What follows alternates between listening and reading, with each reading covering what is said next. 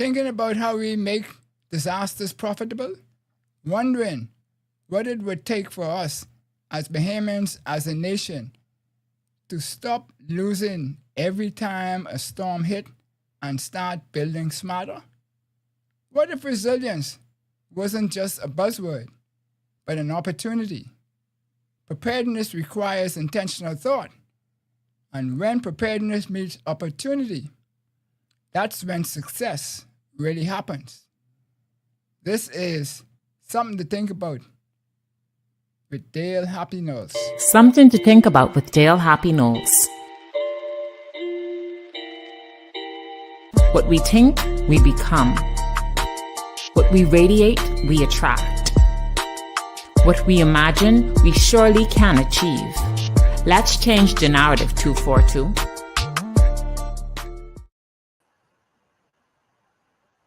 Think about with Dale Happy Knowles. And we're here this evening with this magnificent Bahamian citizen from the soil, all the way from the roots area, up there up in the east, the far east. Born child of man of God and woman of God, and could only be blessed in abundance because of it. Even though it took him 50,000 years to find his way, we're glad he found his way, because what he's delivering for us and is more than purpose, living life. Welcome, John Michael. How are you? I'm good. I'm good. Thank you very much for having me. You're quite welcome. You're quite welcome. Now I got a nice fancy thing here to talk about you, because you need to have all your accolades as a young man who I knew one time ago was questioning everything but the slice of bread to figure out whether or not, it was rational to continue, really, and stay home at one point. I believe I remember something like that. There was so much confusion in life. And I find what you went through, a lot of the young people going through today. And you are living proof that if you persevere, like Galatians 6:9 say, and that's one of the few voices I could really quote, then if you're doing good, then you're really good things are gonna come out of it. So what you got to say about that? Oh, boy, I don't know. Well, I think, I'm a person of faith. I was taught the importance of believing and trusting in God and allowing Him to direct your path and to grow your talent. Mm-hmm. And to this day, that's what I still lean on. Awesome. Well, John Michael, people, this is a thinker, right? This is a man who went off to school with some highfalutin people. That's our word for saying smart, But anyway, they gone to all the way up there in Washington, D.C., and come back with all the accolades and papers in their system in order to fix the world. And so tonight what we will talk about is that we will talk about how to make disasters profitable. Not in the sense, the greedy sense, but in the growth sense.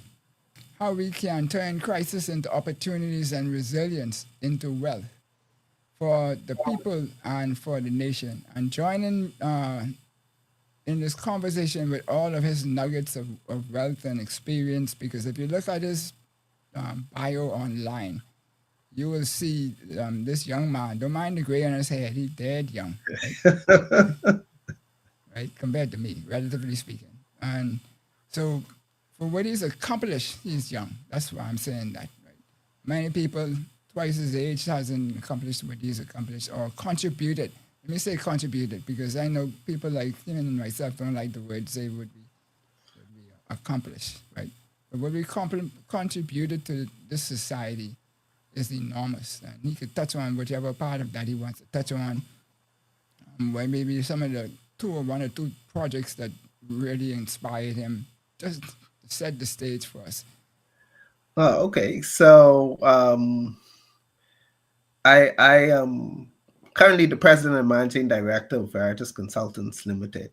And Veritas recently celebrated its 25th year as a consulting, project management, and quantity surveying firm in the Bahamas. That doing that alone is something that I'm proud of. When Veritas started, we didn't have very many Bahamians in the space. That's changed over the last 25 years. When we started, the government and in the public sector, they didn't have independent project managers assisting with their projects. And that's changed, as you know, quite a bit. Yep. And that's a significant change because what it does is it lends a lot of transparency to the public projects, the same way that That's accountability and transparency to the public projects, and it helps to augur and augment the expertise of those practitioners in the public sector by utilizing private help. And that's good. And not only myself, but there are other Bahamian practitioners that are able to in that way. And I think that's an accomplishment, because what it shows is that over the last quarter of a century, we have a lot of talented Bahamian professionals entering the technical space and making good contributions to the country. So Veritas has been, by and large, probably professionally the thing that I'm proud of most. And we have, and not so that I've done it, but what I see behind me is a cadre of young persons that can pretty much operate Veritas without me. And that's what you strive for, right? Right, yeah.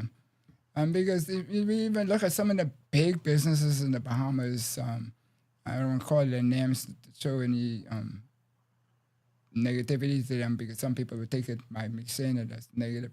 But the big businesses where when the original proprietor pass on, there's nobody taking the business thereafter.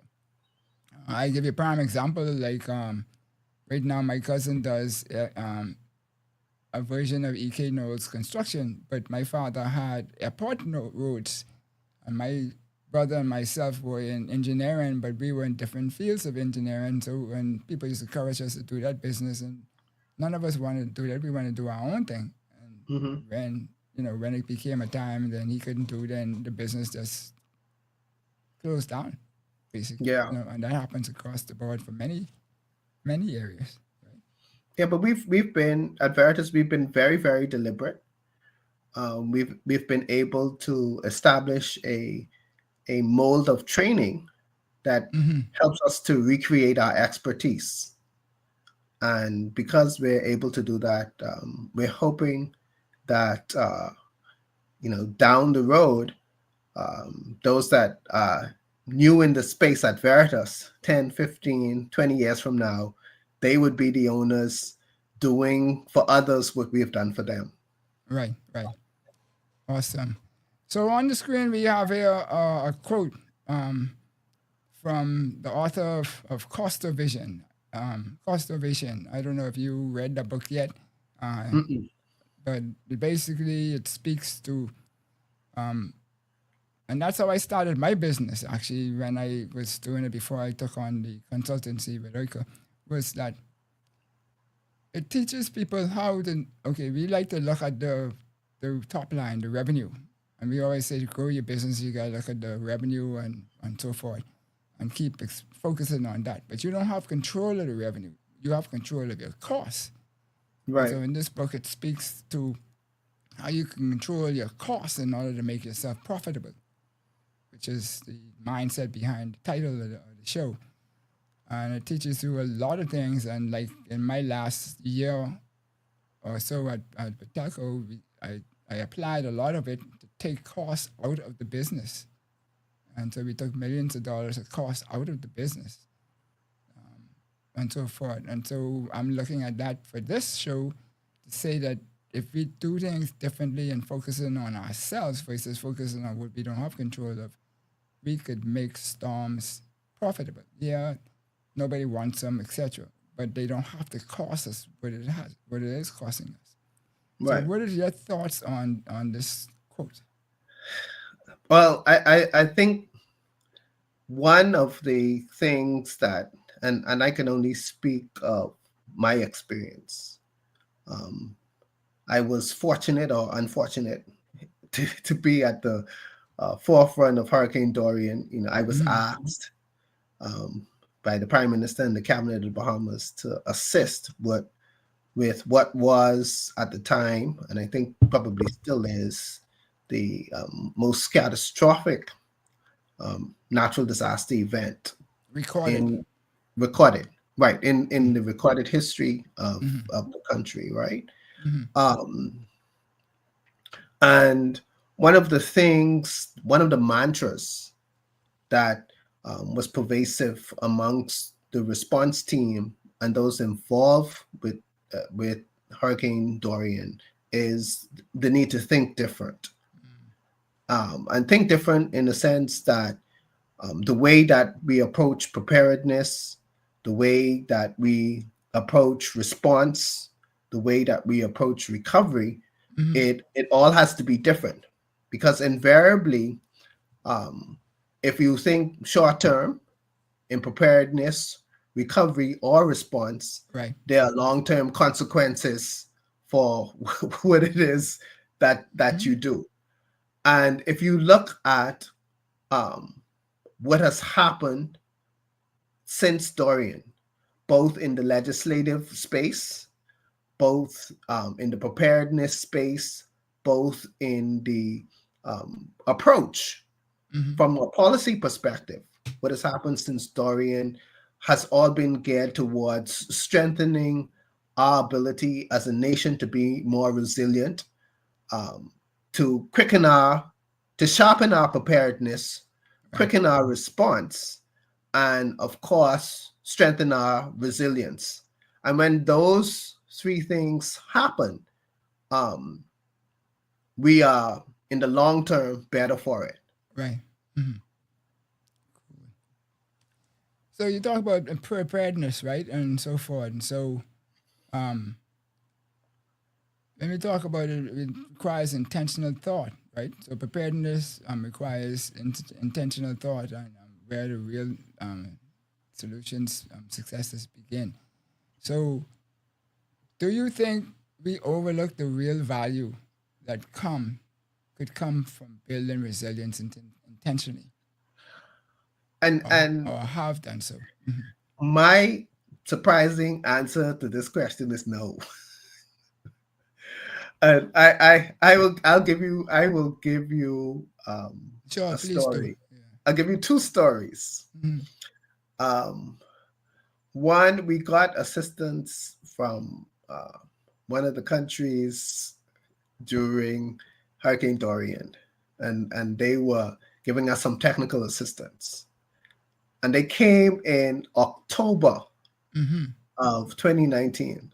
I think it was Israel with the water project. And we had a meeting at NEMA. Myself, Captain Russell, Nicole Campbell, some of the NEMA disaster response managers. And I think we had a representative. They were back and forth with water and sewage. And at the end of the meeting, the representative from Israel leaned over to the table and he said to me, "Who are you people?" And he said, "I saw the pictures September 3rd. And this is October, and I was able to fly into Grand Bahama." And he said, he was shocked. That tell you where we are on baseline, period. But that doesn't necessarily tell you that we value it. You're right. And I think what has happened to us is that because we have had to be resilient, Right. our baseline for minimum resilience is really so much higher, and we are so much acutely aware to Right. what we need to do and how we need to prepare more than a lot of other people, that we don't eat what we perceive as normal, others perceive as extraordinary. Right. So this question is asking, though, basically, yeah, because I mean, I experienced this a lot with Patelco and telecoms when we were building it up over those 60 to 100 years, right?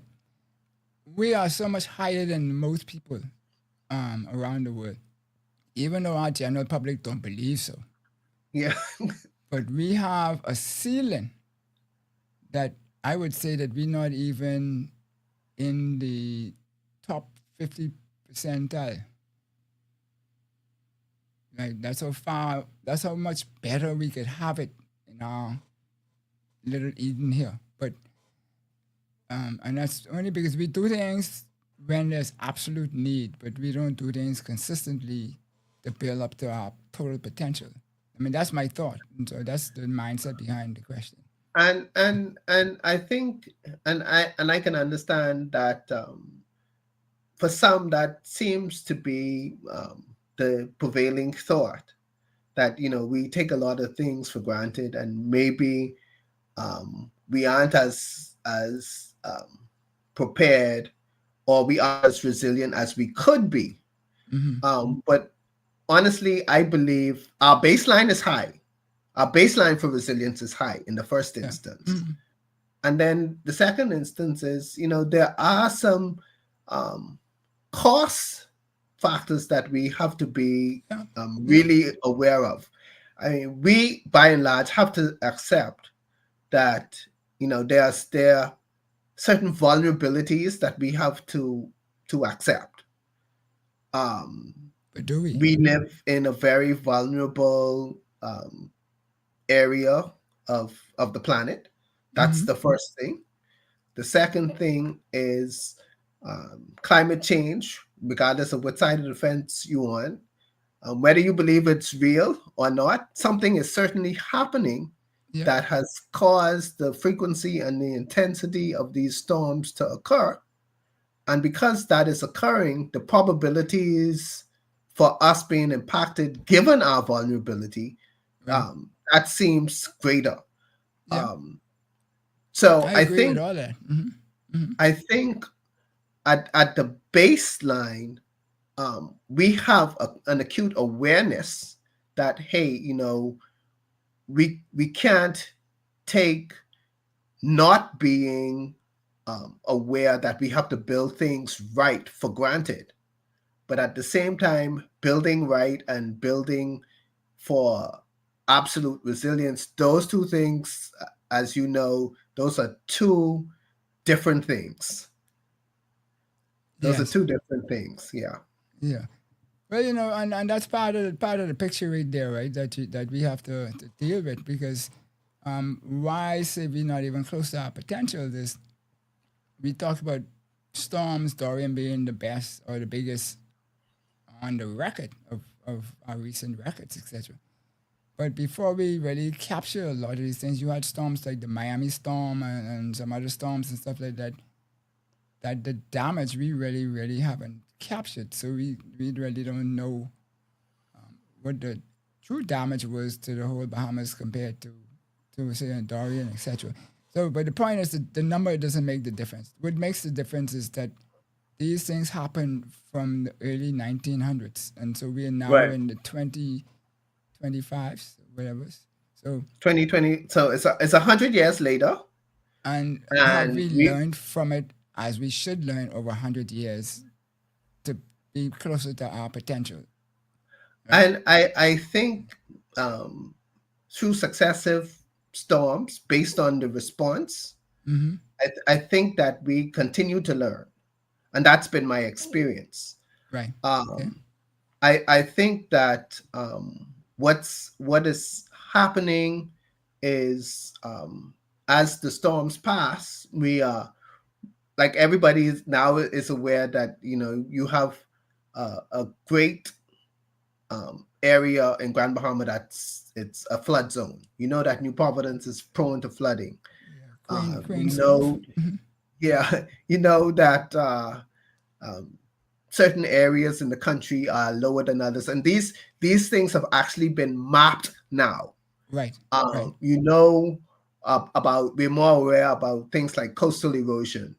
We know where the sensitive environmental areas in our waters are, and Hmm. we have that data, and that's real data now that we use in our planning for recovery and our planning for restoration long term. So in a sense that we're utilizing information Right, that data. we're getting. I think we're doing a relatively good job. I don't know if we're synthesizing it quick enough to change to the degree that some persons would like, but more data is available. Hmm. um, we're able to appreciate the patterns of the past a little bit more, and hopefully based on that experience plan a lot better for the future. So I'm glad to hear that basically what you're saying is that the engineering, technical type persons, people, particularly in this scenario of disasters, etc., governments are now listening to again. When I say governments, administrations, because there's one government, but maybe the last two administrations are listening to compared to what it is in the past. Because like you say, you have firm data to show, whereas before people used to go, "Oh, he ain't nobody talking about," or "Yeah, he ain't nobody talking about if that's your friend," or and sometimes just dismiss the people as because it didn't Well, happen. And now you have a Dorian that happened, and as you have real scenario in the world telling you about this and that and all that kind of stuff. So now everything is starting to jive together, which is good, right? and I think that commitment is really demonstrated by the fact that you've had now successive administrations Right. um, have particular focus on disaster preparedness, management, restoration, and reconstruction, and that is their singular focus, as opposed to having an agency out of the office of the prime minister that is really just responding when an event occurs. So it's more than just response now. It is preparedness, which was done before, but it is response, but Mm-hmm. more intentionally now, um, it is a resilient recovery. And Right. I Right. think by and large, um, the government and successive governments now have demonstrated a commitment to ensuring that this is something that we have in place. Because as a country with our vulnerability, we can't afford not to think about resilience long term. Right. And and you ain't gonna say it because I know you up in my screen. There's a child of a child of God and who your father is and all that kind of stuff, but you ain't gonna pat yourself on the shoulder. But I can say it because it's people like you and the Carloses, etc., who in the next generation from the George Cox, etc., and those who are building this confidence for governments to listen to, and which you all say is actually showing merit, right? And so then once you have that build up, then governments tend to listen to persons more because it's going to make them look good. Then just listen to people who we don't say that word, but anyway, you know what I mean, right? Yeah. And so forth. So when we talk resilience, then most people hear expense.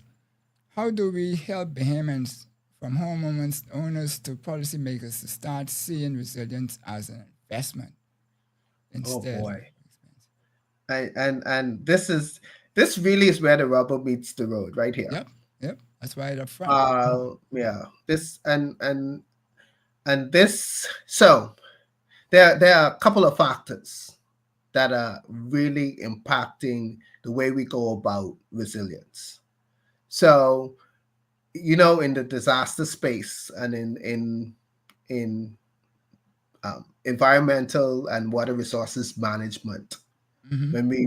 when we plan for storms and we talk about preparedness for storms, we have a baseline, and usually that baseline is like a 20-year storm or a 30-year storm or a 50-year storm or a 100-year storm. With the metrics of the strength of the storms seemingly changing, and you have more intense storms, what it means that the intensity of a storm that you would have thought would be a 20-year storm or 50-year storm, it seems like that storm is happening every 5 years or every 10 years. So your level of preparedness has to be that much heightened. Right.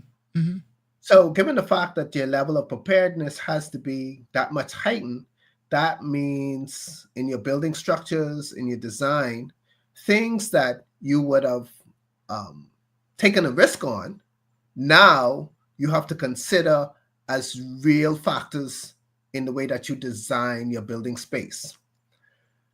What this means is that because you are adding more to the design, it's a possibility that the design outcomes may cost a little bit more on the front end. But when you look at that against what the risk of what you are likely to lose on the back end, that's where you gotta weigh, the front end resilient costs versus the cost of trying to start all over. And that is a real thing if you ask persons in Grand Bahama in particular, and persons in Abou, where their homes were absolutely destroyed. In some instances, they had what we call level 4 damage. That means the place was inhabitable, and essentially all they were able to recover was the insurance, right? And some of them have had mortgages, right? So essentially the cost of the recovery went towards satisfying the mortgage in some instances, and persons weren't able to restore or reconstruct their homes. Right. From an insurance standpoint, you have to, and you hate to say it, that insurers are there to make money, but they're there to make money. But the risk profile of this area has changed. Yeah. So because the risk profile has changed, in order for insurers, that model, in order for that to work the way that it used to work, they have to consider how their premium metrics change. All of these, the profile for being an insurance, that has changed as well. So it's a fine balance. Right. At least, and people tend to think that running governments is just a simple thing, or we put down on paper, we promise to do these 10 things, and then you get in government and everybody want the 10 things done day one. Right? No. And there's no understanding that, okay, one thing might require to be done before you do the next thing, or whatever the situation is. And just recently, even in our family discussions, on an issue, we were talking about the same risk thing that you were talking about just now, because the question was whether or not you allow something to continue or you shut it down to mitigate the risk of what could happen, because the cost of that risk is going to be so high compared to your shutting down and your lost opportunity for a couple of a month or two kind of thing is so huge that you mightn't be functioning after the risk hit you. Right. Whereas if you took just the 1 or 2 losses, if you want to call it losses, so forth, and I don't think Bahamians think that far no more. We used to one time ago, but nowadays everything looks like it's in the now. How we can be impacted now, and then how we impacted tomorrow, don't really. We ain't worry about that. We'll deal with tomorrow. But before we leave this note, I will also share that there's an undercurrent that's impacting homeowners and insurers. Mm-hmm. And that undercurrent really is the baseline for construction cost has risen as well. So some of it may be it may be the halo from COVID. Right. Some of it is just the fact that materials and labor, the baseline of those things have gone up. Right. We've done some internal studies at Veritas, Mm-hmm. and we've noticed a trend from about 2023 to now, escalation between 28 and 30%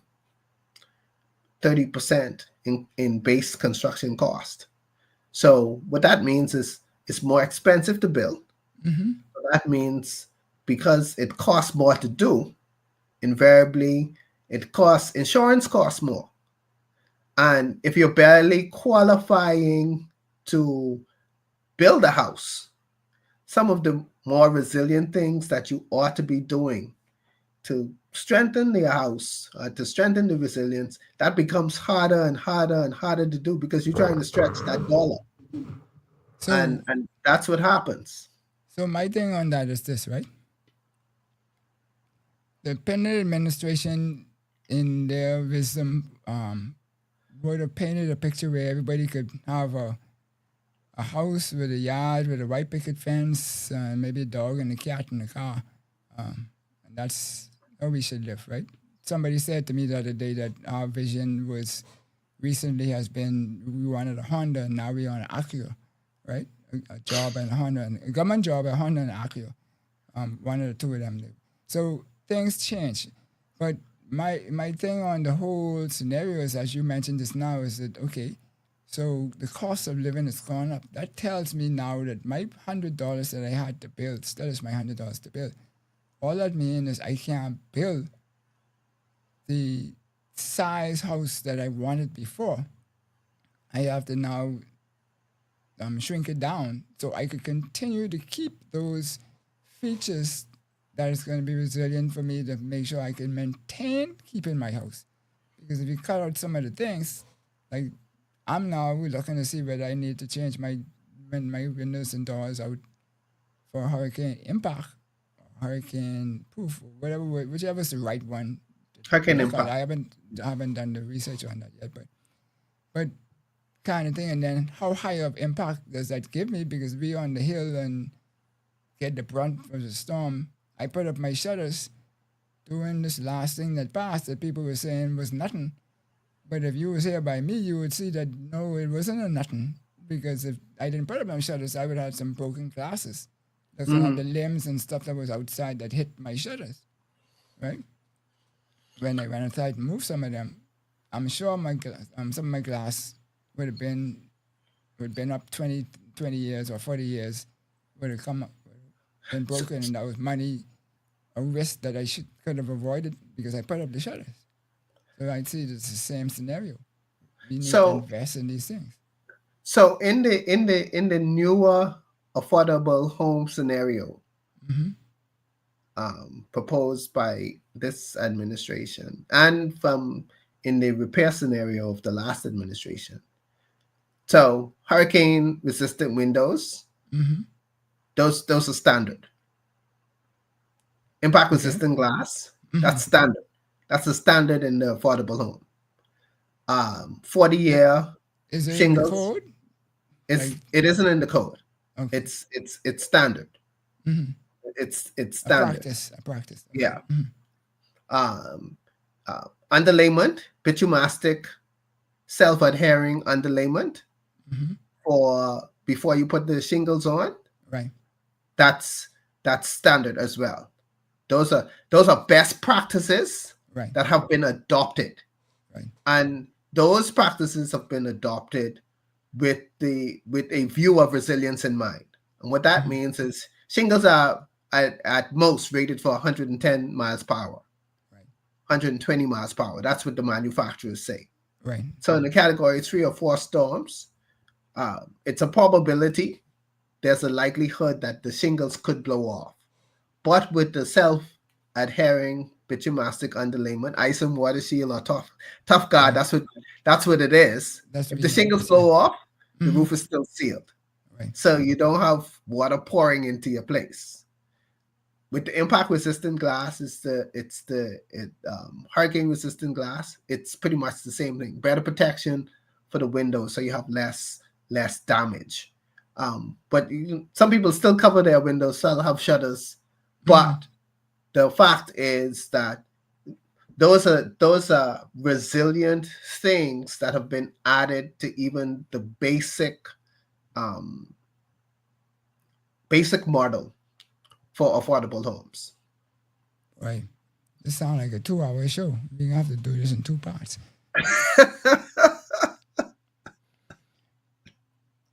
So we talk about cost evasion, which is a merger of cost management and innovation, which is what the author said. I can't remember how to pronounce his name. That's why I tried to. Wonka, I think is how you pronounce it. Stephen Wonka. But when we look at that, right, we tend to overlook innovation is about adding cost. It's about finding value in others that others overlook.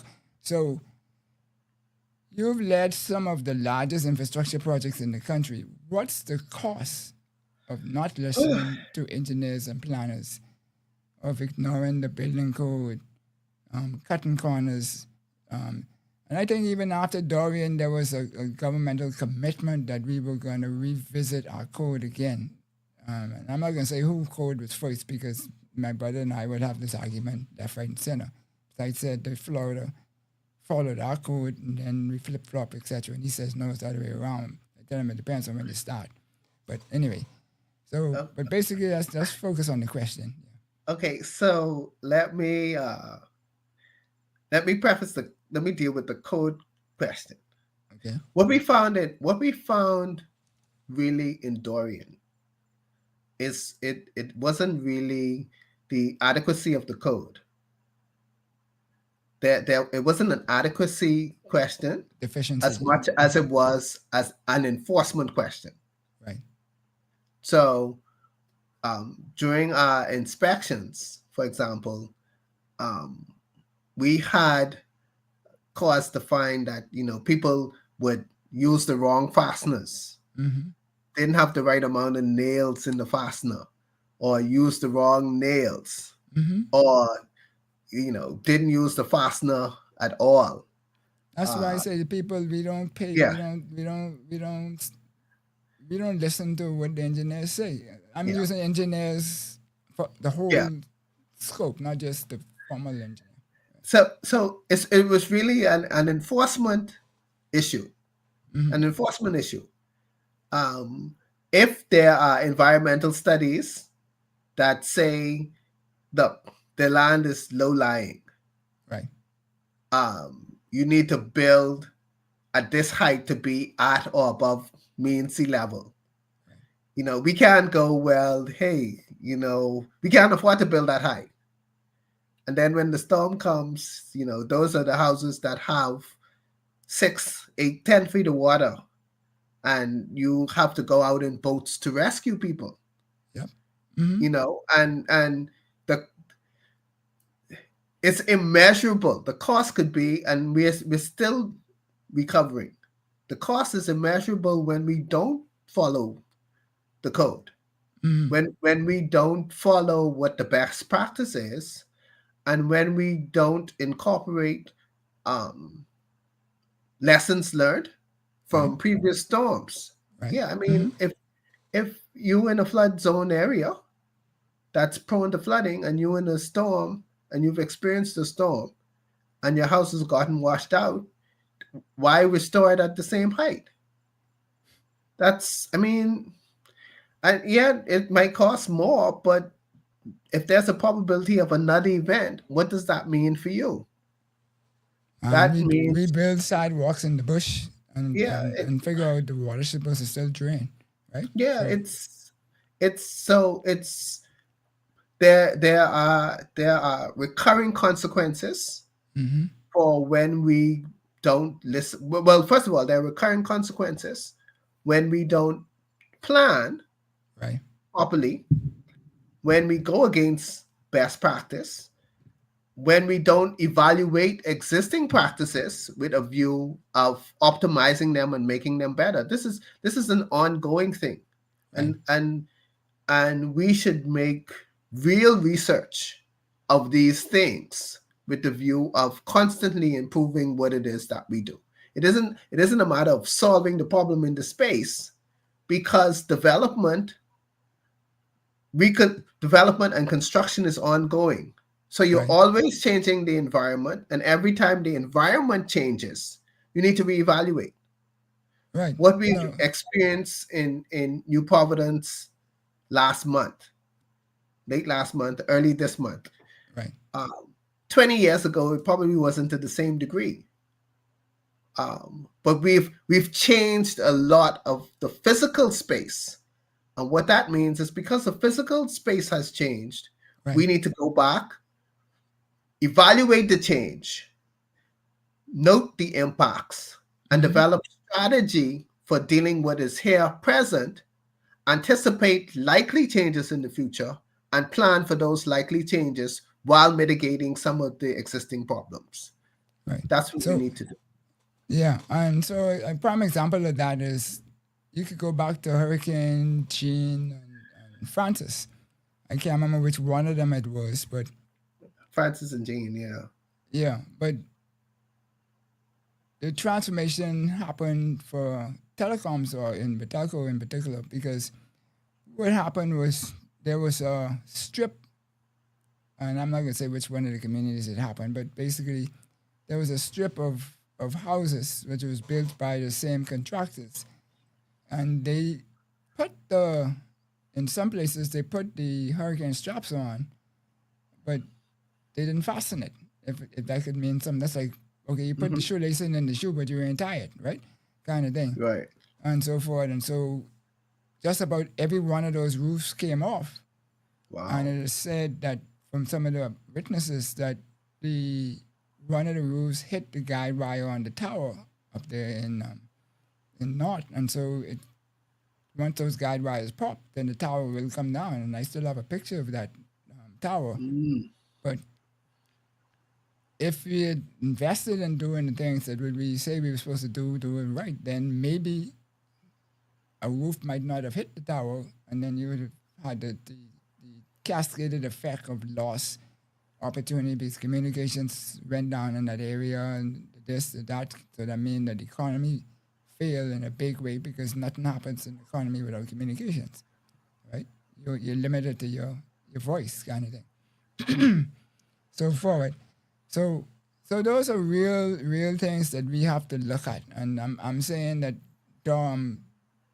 Jean and Francis was when that's early 2000s. 2000, so it's 25 years later.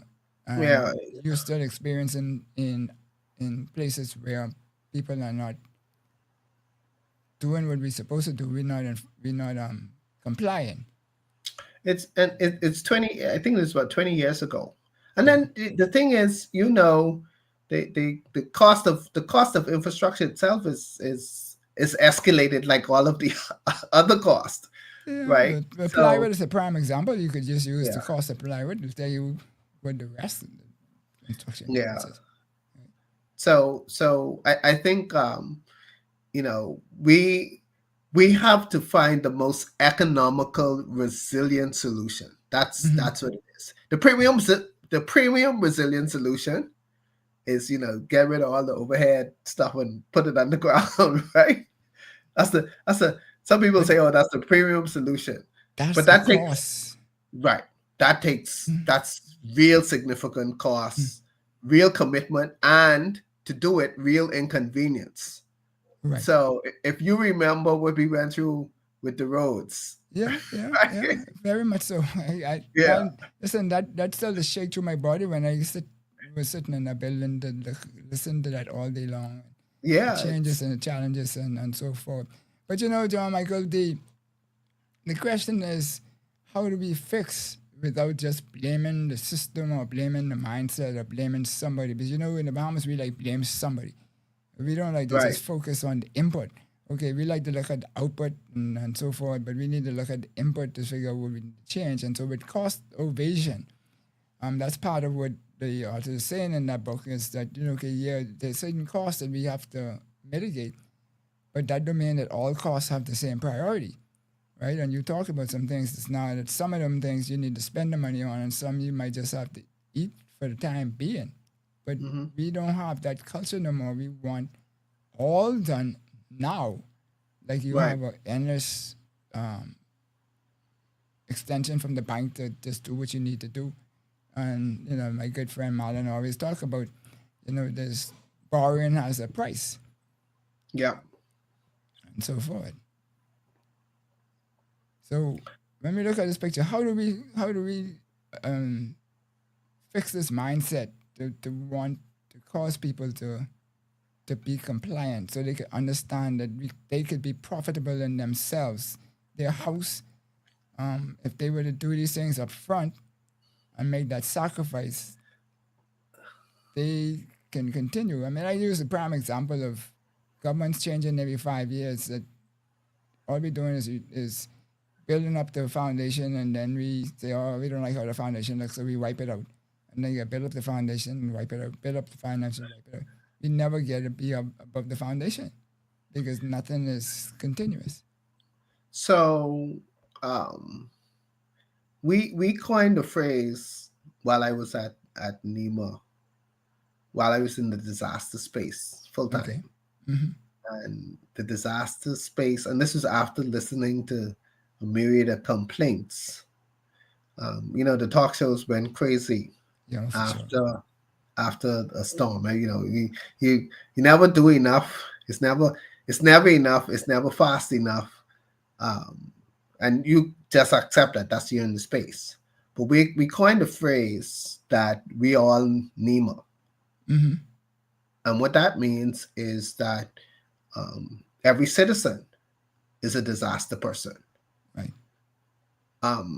And we may not be working in a disaster environment specifically, but all of us need to be, we need to see ourselves as vulnerable, disaster-prone citizens. And what that means is that vulnerability translates to how you see where you live, how you see how you treat the hurricane season.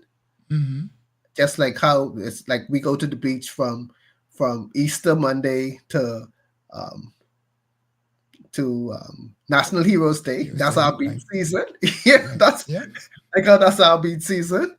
We have a hurricane season that, as a vulnerable national citizen, causes us to have a certain awareness.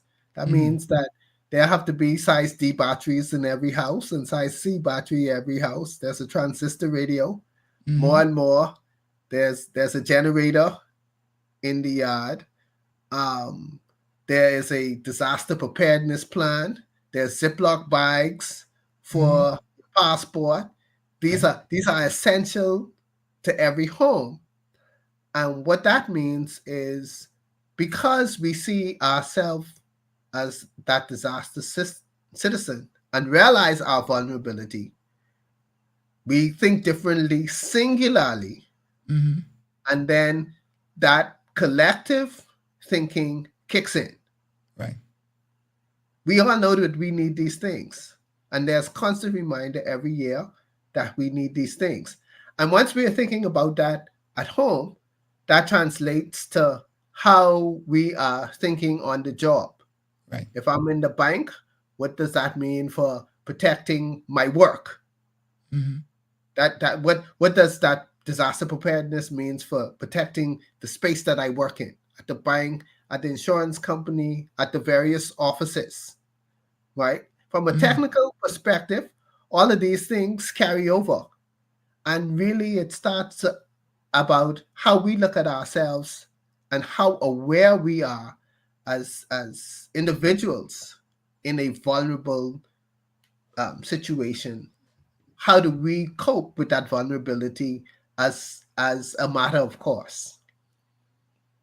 Yeah.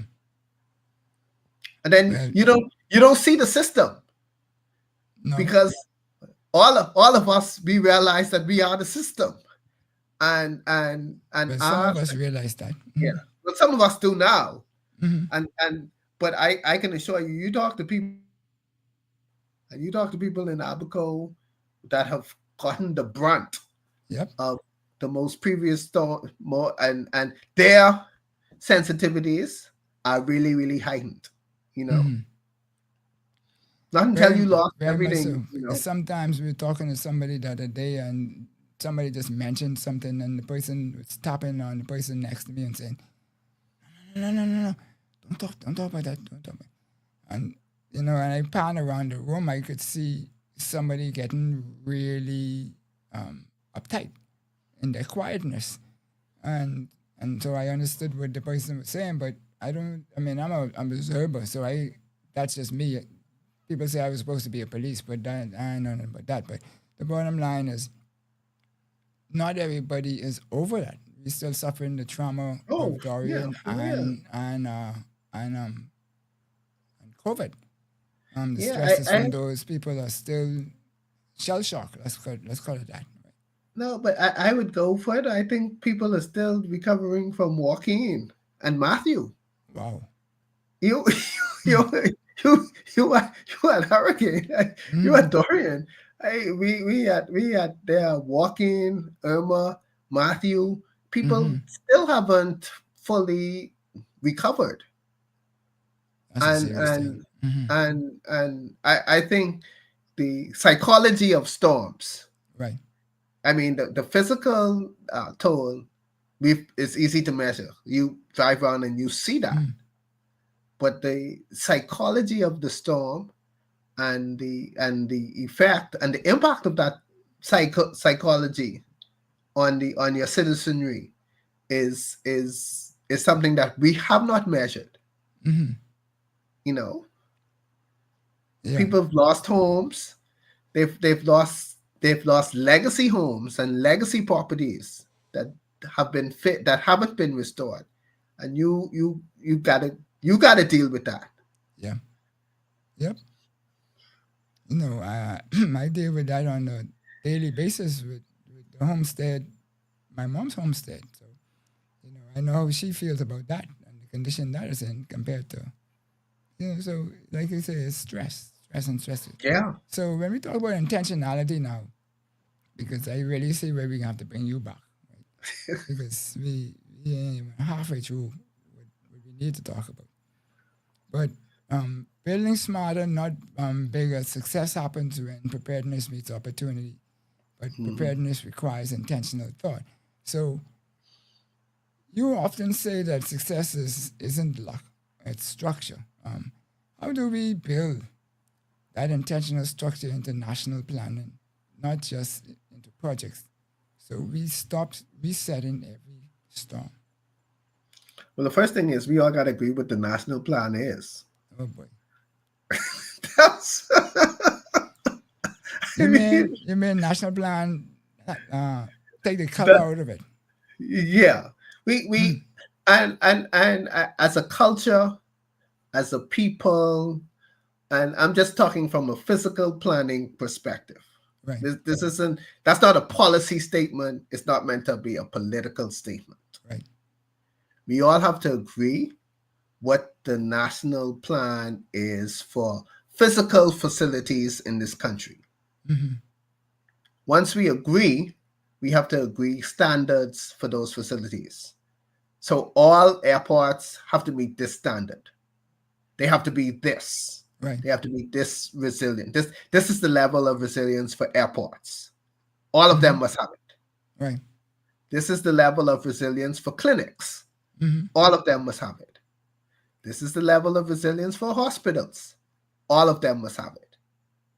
This is the level of resilience for schools. All of them must have it.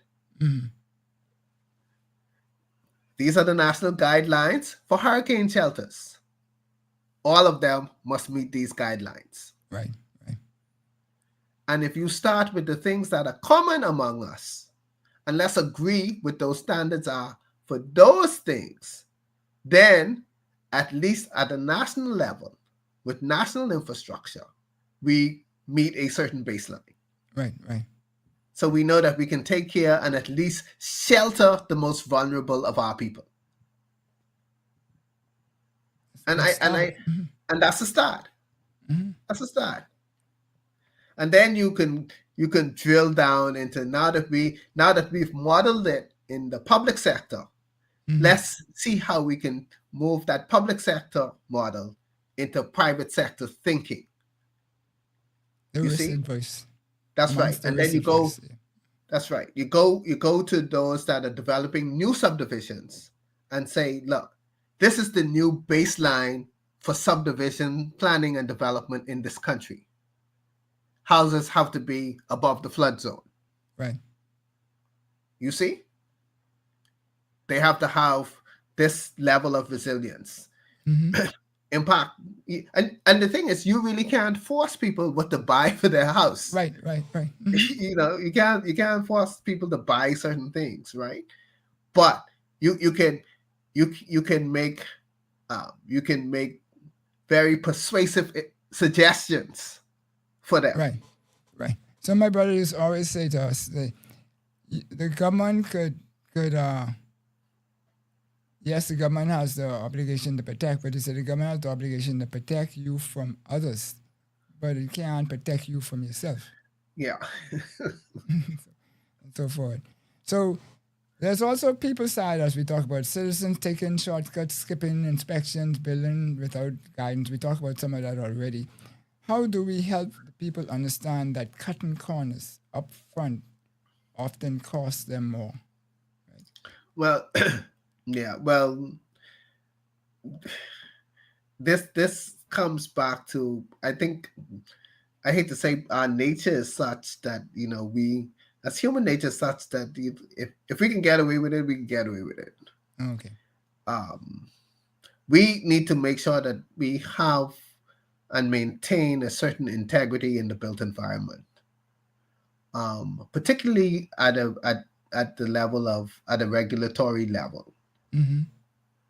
And it may seem that our regulators and our inspectors are being pedantic sometimes, being overly strict, right, and unbending sometimes, and we should not mind that, because you know they are aware of the vulnerabilities and the dangers of poor code enforcement.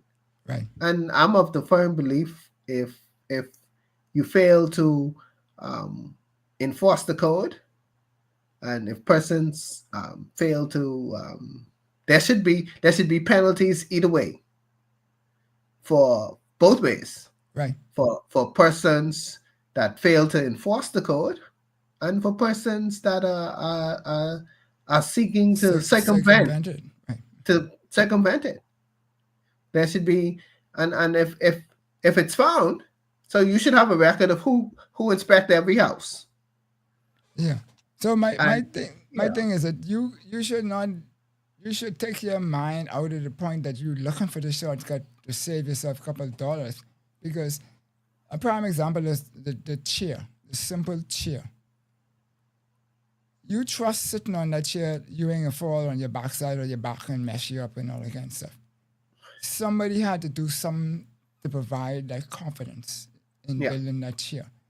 And that's where the technocrat engineering, all that kind of stuff goes into it. The construction, the blah, blah, blah.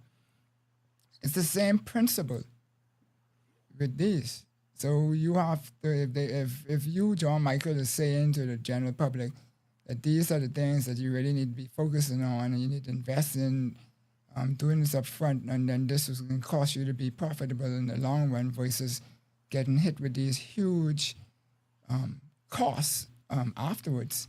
These, because your risk, you didn't manage your risk, and when something does hit, then you get wiped out, lose all your children money and the children money kind of thing, because you didn't take the steps to do what you need to do, right? So they're the things that I think we need to focus on and get our people thinking about. Yeah. and we have to be there has to be consistency, and we respond to consistency. You remember 20 years ago, none of us was wearing seatbelts every day. Now, once we staring down that $500, you putting that seatbelt on, right? Well, you'd be surprised to see how many people I see on the highway every morning with a child standing up in the front seat. Yeah, but what did it take for that big mindset shift? Police on the road, giving out tickets, and those of us who were casually in our car, not even thinking about the seatbelt. After one or two stops, or stories about one or two stops, yep, everybody starts clicking in, right? Right. Yeah. It's the same thing. Yeah. But you know, the thing we got to get rid of on the highway right now is everybody believes that the slow lane is the inside lane, right? They think because we get on dual carriage, they automatically in America, and they're supposed to stick right versus staying left. And the tourists, I see them a lot of time getting totally confused with traffic on when there's a little congestion on the highway. Like they don't know where to go. Yeah, well, that's a pair of people. Yeah. Only people in Grand Bahama do that, right? That's because they have the signs. Yeah. But that's They don't start me on that, because to me the biggest sign that is out of rock in the Bahamas is the roundabout, where we have one big mass cycle, and we don't say it's 2 lane and which way to go and all that kind of stuff. So what's one area in the Bahamas, construction, town planning, disaster management? And I hope you give us a couple more minutes over that management, where we are overlooking hidden value that could change everything, and cause us to handle things smarter and more feasible. This is a big. It might be a blend. Yeah, this is because, to be honest with you, I think that we're putting a lot of time, effort, and resources now into disaster management. Okay. And I think it's the Ministry of Disaster Preparedness, Management, and Reconstruction. It's a whole ministry.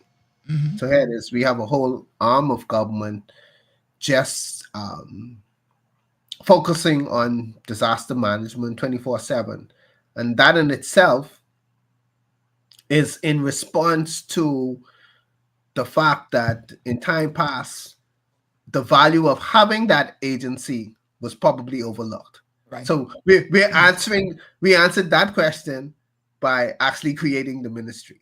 Right. Town planning, insofar as I don't know how far we are with having a complete. I think there's a zone map for the entire country. I couldn't off the top of my head. I could not say how current that is. I couldn't say if there's an island by island plan for development. Right. But I think that is an area, if it doesn't exist, where we have an opportunity to create something, or to create the blueprint for something fantastic, right, for the Bahamas in the future. So that some of the mistakes that were made in New Providence and in Grand Bahama, as two of the more developed islands, we don't make those mistakes on other islands as they develop in future years. And development for them is coming. Right.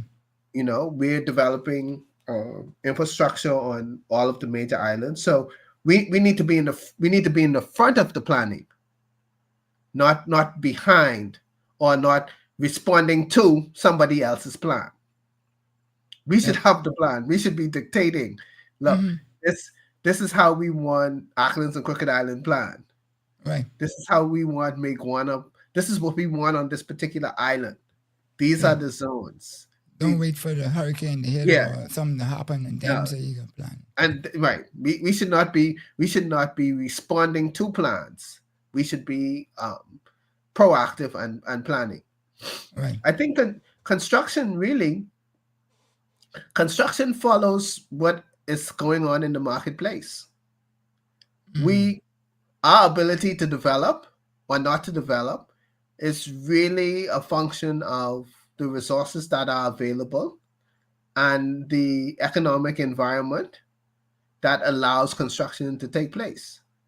So that function happens as there are a lot of economic variables that impact construction. That happens when the economy is such that it invites construction, it encourages, and the economic climate encourages construction investment that yields return to both private and public investors.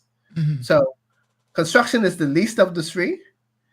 Disaster management Right. has been the most intentional of the three, and town planning provides the most opportunity of the three. Okay, that sounds very good because when we take and put a nightclub or a bar club or whatever you want to call the club on a blind curve Yeah. on a high traffic area, something can't be right with that picture, Yes. right? Yeah. And we don't just do it once. We seem to like we do it all the time in different places. You have So to just be intentional with the plan and stick to it. intentional with your thought before you even get the plan. So Yeah. we don't like to do that. And that's what this show all about is intentional thought, right? So how we can get above the bottom line. So beyond the policies and plans, what one thing every Bahamian household could do right now to become more prepared, more independent, more profitable after the next storm? Well, I'm going to talk about profitability, not in terms of revenue Right. and Yeah. return. That's why we said in the code earlier, Yeah. we're not talking Yeah. about greed and stuff like that. Um, I think what I always advise, and to steal from Stephen Covey, you start with the end, you begin with the end in mind. And for us in the construction space and in the home building space, is the end really could be your worst case scenario. And your worst case scenario is probably total destruction of your home, unfortunately. Right. But what is the opportunity out of that though? The opportunity for you is quick recovery and quick reconstruction. And that happens by ensuring that things like your insurances are up to date, um, that you have a clear plan for response and evacuation if you are in a highly vulnerable area, and that you and these things you do as a matter of these are intentional things. Right. You're not waiting for the storm. These are intentional things, and you see them as necessary from July 1st to November 30th every year. Um, I won't be high minded and tell people, oh, you need to start to save for, because the truth of the matter is, you still have a lot of people living hand to mouth.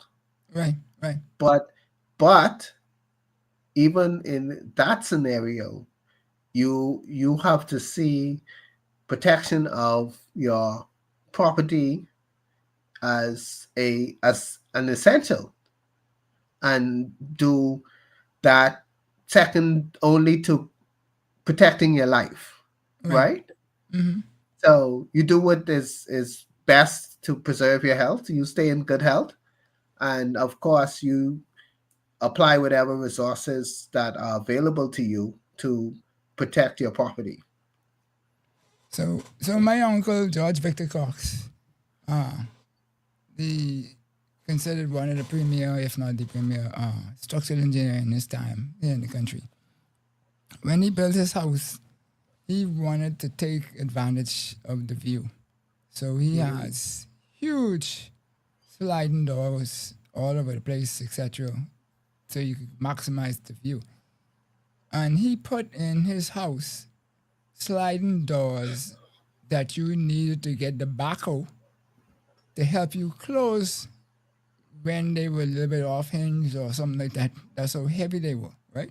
And climbed to the glass and everything. So I call them early hurricane impact windows and glasses from back then when they really didn't have them as a structured system per se, commercially very viable to everybody. So we have people building houses now. What would be the areas of your build if you have $100 that you need to spend or focus the most of your money on? Excuse me. Focus the most of your money on so you can get the maximum return in fighting storms, so you don't have this big cost hit later. Because even when you get damaged by a storm and you have insurance to pay for that, for you to continue your insurance now, your insurance premium can go up proportionate to what your damage was. So if you could mitigate the damage, then what would be the areas of building a house for somebody that they need to probably focus more on? The Foundations? the blinds, we like to focus on the blinds and the TV and stuff like that. No. Foundations. Make sure that your house is at the right height.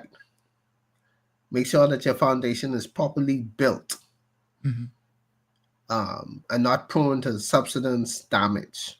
What subsidence is when the flood waters come out, the fill gets washed out, and you have floor slab damage because the floor slab sags, the walls in your house sag, and these ghastly looking cracks and stuff in your house, right? Right. Okay. So really, it starts with the foundation, making sure that your foundation is solidly built, and even consider spending more in a flood vulnerable area for a structural slab, a slab that essentially can support itself, a self-supporting slab. It may cost you a few dollars more relative to gutting your whole house. Yeah. That you understand? So that's one area. Pay attention to your foundation. Put some money there. If the foundation, you want it high enough and well built. Of course, you want to spend some money on the roof, using the better roof connectors, making sure that your roof is properly anchored, that you use proper hurricane clips. There's a discussion about the roof covering. The standing seam metal roof is a little bit more resilient. It's probably the most resilient and most expensive versus the asphalt shingles, versus the clay what kind tiles. of difference in price are we talking about for people? It could be It's very probably 3 times. Okay. Versus asphalt shingles, it could be up to 3 times. But in terms of interlocking standing seam, what they do now, that's a 50-year envelope. Okay. And it's impact resistant. It takes the winds. That is supposed to be that, and of course the polyurethane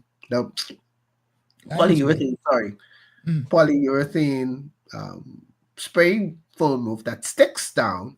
Right. Those are 2 of the more resilient type roofs. But whatever roof system you use, you want to make sure that the roof system is properly installed. Right. Between the foundation being the right height and the right type, and the roof, of course, then you get into the exterior. You want to make sure that the walls are well built, which it's a no-brainer in most instances. Unless you have catastrophic surge event, you don't really have to worry about water walls and stuff, right? But at the same time, you want to make Cracks, sure. but walls. No. Really no. And of course, you want to have impact resistant windows, properly sealed doors, that sort of stuff. Because really, if your building envelope is solid, that means no water's getting inside. So, yeah. Awesome. So the Bahamas, we could build, if we can make resilience a pillar of our economy. Every storm becomes an opportunity for growth stronger. If the Bahamas treats resilience like it treats tourism and finance as a wealth building industry, what could that future look like?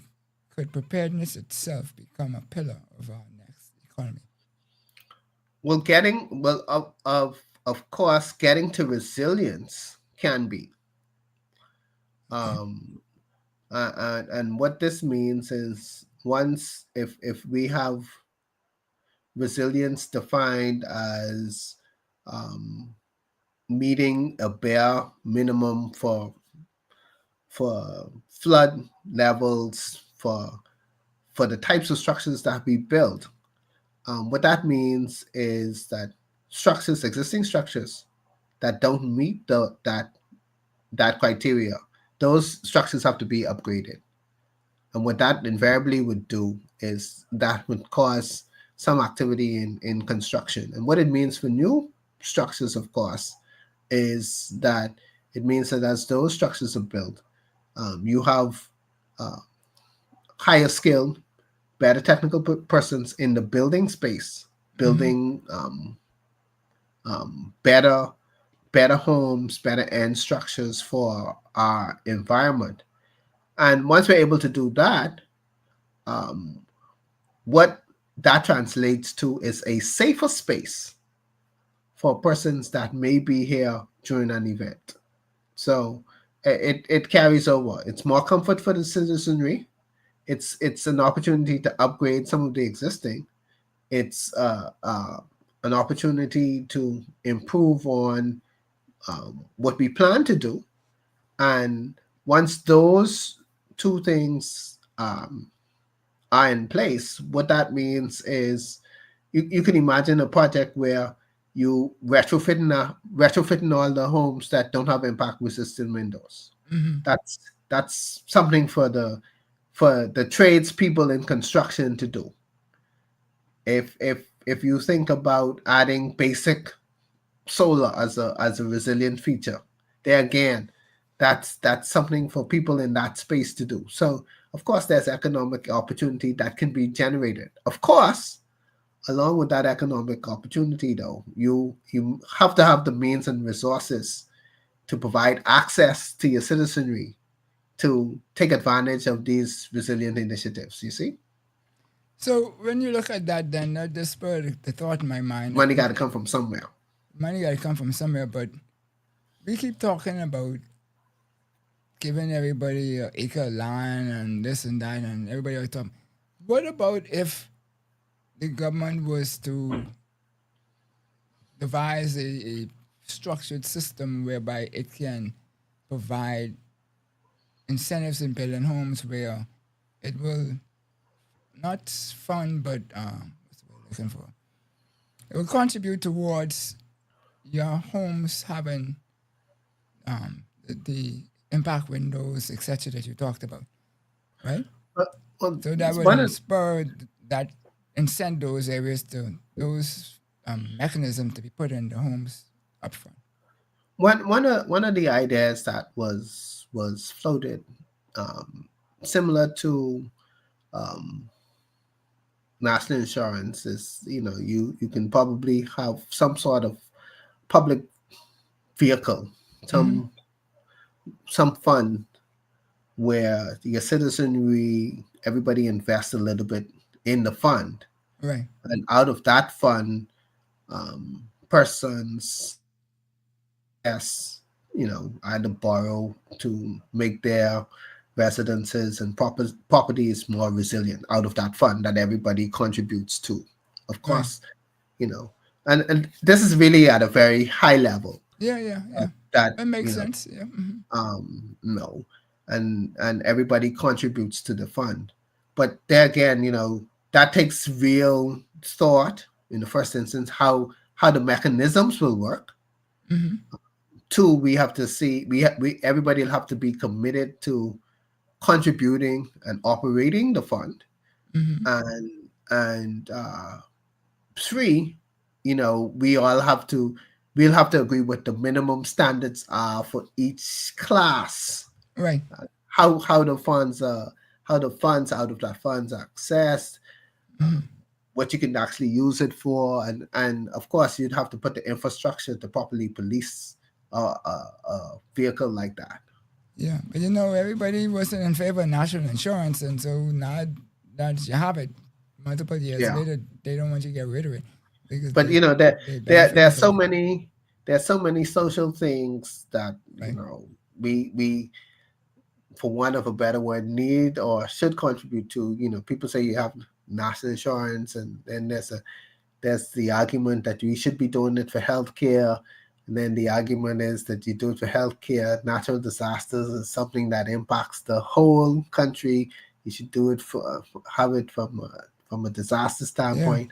And people begin to fail. Oh man, y'all, you're just being overly taxed. So right. Well, so I then you think, do you get rid of the border tax, which is yeah, what they started to do when they went to VAT and all that kind of stuff, but they just stopped, right?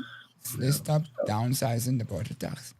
but So those are policy yeah, things that but that's what we're here for, this to inspire thought, period.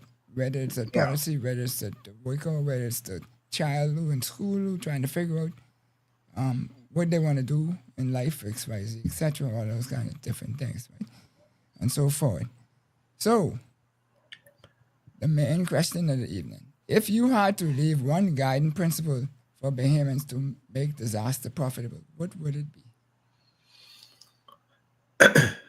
Well, I think the biggest thing for me, which I would like to share is, I've always been somebody that believes in deliberate planning and structure.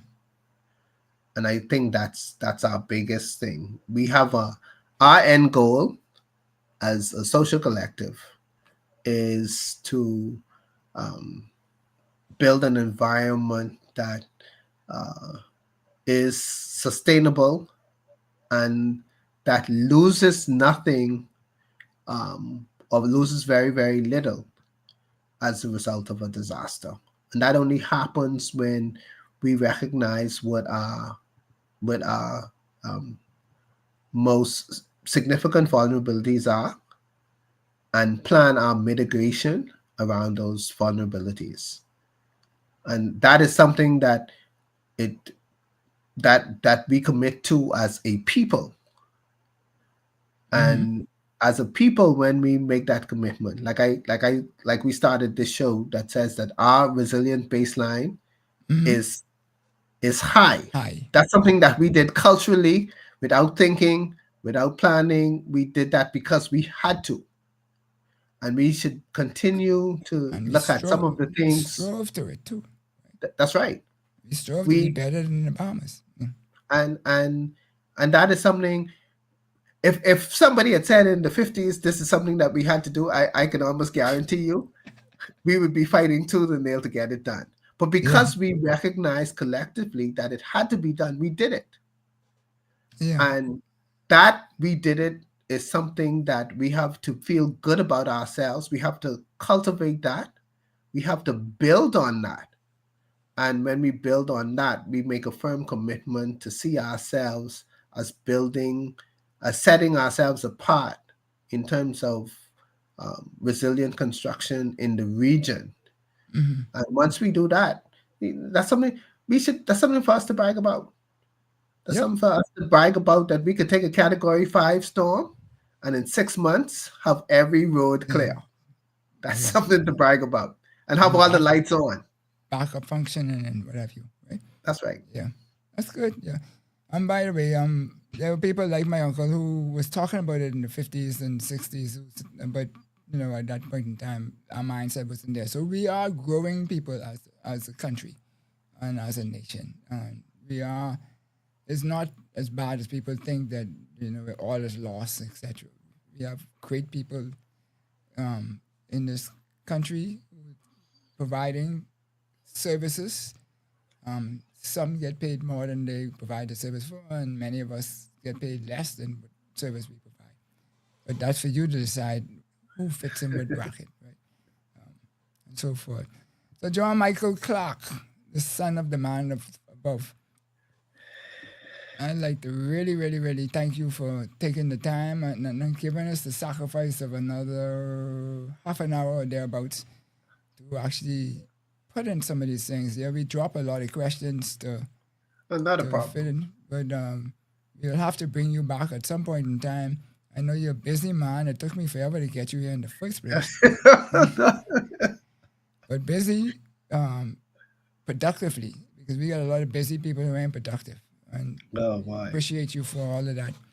And I need to talk Thank to you you. about one or two other things offline that so don't go too far. We'll be All right.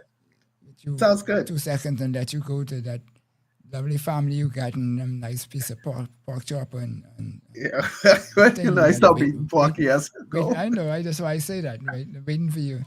Um, waiting for you. So forth. Cool. All right. Thanks Thank very you, much. thank you, thank you. You're welcome, you're welcome. All right. Good night, everyone.